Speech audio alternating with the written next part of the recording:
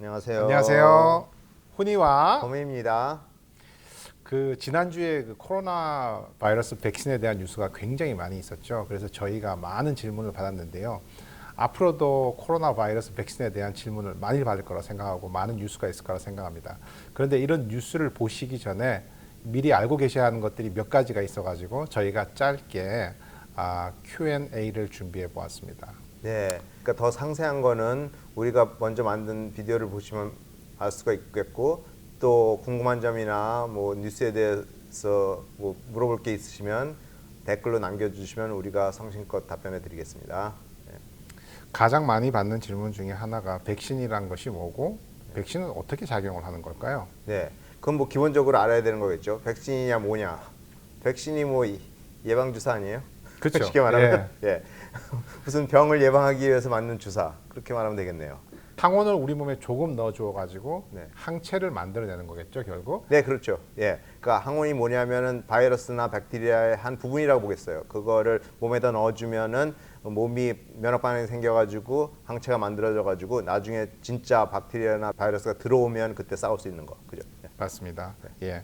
코로나 바이러스 백신으로 만들어지는 방법이 세 가지 종류가 있죠. 네. 메신저 RNA를 이용한 방법도 있고, 네. 아데노 바이러스를 이용한 방법도 있고, 또 가장 또 옛날 방법으로 코로나 바이러스를 직접 이용한 방법도 있는데요. 네. 그것들이 어떻게 다 다를까요? 예, 그거를 뭐 간단한 설명하기가 쉽지가 않은데 메신저 RNA를 사용한 백신은 파이저 백신, 모데나 백신, 지금 미국에서 벌써 맞고 있는 그거 있고요. 그 다음에 아데노바이러스 벡터를 이용해 가지고 DNA를 몸에 주입해 가지고 사용하는 백신으로서는 이제 나올 에스트라제네카 백신, 또 얀슨 잭슨들이 있고요.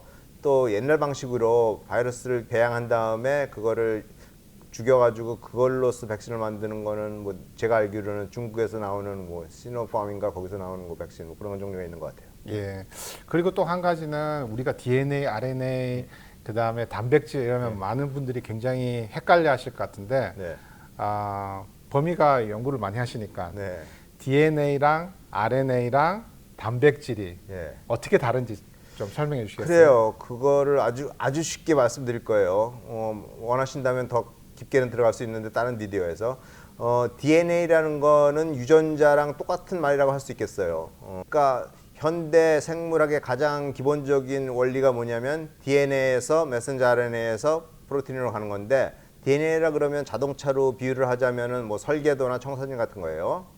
그렇지만 그 청사진을 가지고 자동차를 다 만들지는 않고 필요할 때마다 필요한 것만 만드는 게 있어요. 그래서 그 설계도의 몇 쪽을 잘라가지고 복사판을 만든 거를 메신저 RNA라고 그러는 거고, 그 메신저 RNA를 사용해가지고 직접 제품을 만드는 거, 뭐 자동차를 하면은 뭐 엔진을 만든다든지 바퀴만 만든다든지 뭐 유리만 만든다든지 그런 거서 만들어진 그 제품이 프로틴이죠.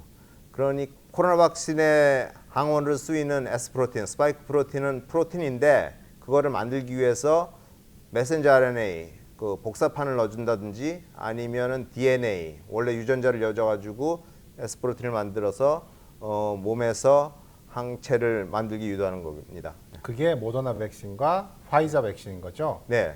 예. 그리고 이제 아스트라제네카 백신은 에스트라제네카 백신은 그 DNA S 프로틴을 만들 수 있는 유전자를 넣어줘가지고 그걸로 인간의 몸이 메신저 RNA를 만들고 그 다음에 S 프로틴을 만드는 거예요. 그런 차이가 있는 거네요. 네, 그러니까. 네. 그리고 지금 나와 있는 백신들은 우리가 두 번을 맞아야 되는 걸로 알고 있습니다. 두 번을 맞아야 되는 이유는 그 연구 결과가 보면은 첫 번째 접종을 하셨을 때 그 바이러스에 대해서 감염을 막을 수 있는 효과가 한 50% 정도였죠. 네. 예. 그리고 두 번째 접종을 했을 때 95%까지 올라갔기 때문에 이제 두 번 접종을 우리가 기본으로 하고 있는 거죠. 그러네요. 예. 그러고 첫 번째하고 두 번째 정도 사이는 간격이 뭐 백신마다 조금씩 다르지만 파이저는 21일, 뭐 모더나나 에스트라제네카는 28일로 알고 있어요. 예. 예. 그리고 두 번째 도주를 맞지 않게 되면 어떤 일이 일어날까요? 예. 그러면 조금 전에 훈이가 말씀한 것 같이 효력이 50%밖에 안 되니까 첫 번째 접종을 맞고 나서 두 번째를 안 맞으면은 뭐 코로나에 걸릴 확률이 좀 더 높죠, 아무래도. 그렇죠. 바이러스는 항상 우리 몸에 들어올 수 있는 거죠. 이제 네. 바이러스는 우리 몸에 항상 들어올 수 있지만은 우리 몸에 바이러스가 들어왔을 때 우리가 이미 항체가 있다면은 큰 증상 없이 우리가 바이러스를 이겨낼 수 있다 이거겠죠. 그래도 그렇죠. 예. 그리고 또 다른 질문은 첫 번째 도우전을 맞으셨어요. 첫 번째 접종을 하셨는데 두 번째 접종 날 갑자기 급한 일이 있어가지고 두 번째 접종을 못 하셨어요. 네. 그럼 어떻게 해야 되죠? 그래서 우리가 항상 21일, 28일이라고 하는 게 항상 날짜를 맞추면 좋지만은 네. 만약에 그날 급한 일이 생겨서 못 가시는 분들은 네. 그 다음 날이라도 꼭 가셔가지고 맞으시는 게 중요합니다. 네. 그리고 바이러스 예방 주사를 맞았어요. 우리가 1차, 2차 다 맞고 나면은 네. 그 예방 효과가 얼마나 갈까요?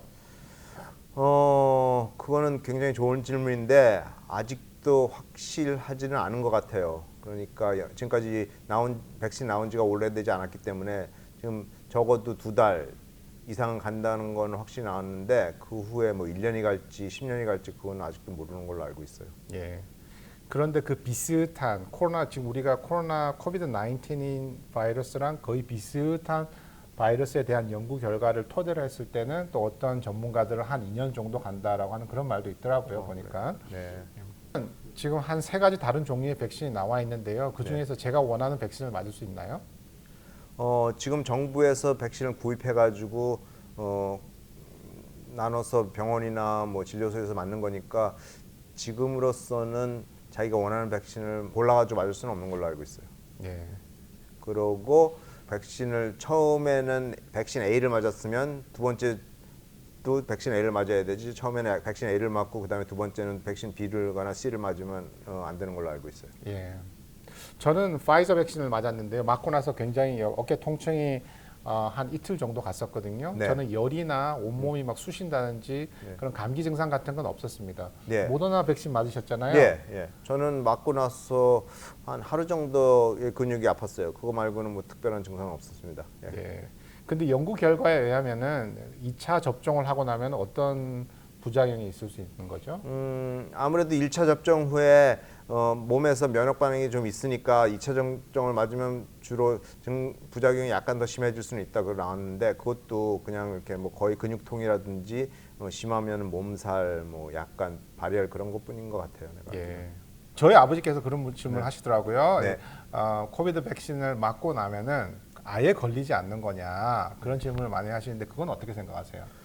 연구 결과에 의하면은 뭐 파이저나 모더나 백신은 95% 효과가 있다. 그러니까 뭐 5%도 걸릴 확률도 있다고 볼 수 있는 거고 또 효과가 얼마나 갈지 모르지만 그래도 많은 사람이 맞으면 코로나 바이러스가 전파할 그 숙주가 없어지는 거 아니에요. 그래가지고 자연히 없어질 수도 있어요. 그걸 보통 집단 면역이라고 하는 거죠. 예. 그렇기 때문에 맞는 게 굉장히 중요하고 완전히 100% 방지라고 볼 수는 없기 때문에 누누이 말씀드리지만 마스크 쓰고 사회적 거리 유지하고 그런 게 백신 맞고 나서도 하는 게 중요하죠. 예, 많은 분들이 그 부분을 오해하시는 것 같아요. 보니까 내가 백신을 맞고 나면 내가 아예 바이러스에 걸리지 않는다 생각하시는데 예. 바이러스는 항상 내 몸에 들어올 수 있는 거죠. 네. 바이러스 내 몸에 들어왔을 때 내가 항체가 있기 때문에 그 바이러스를 빨리 죽일 수 있다라는 거예요. 네, 맞아요. 감염이 안 되는 게 아니고 감염이 되더라도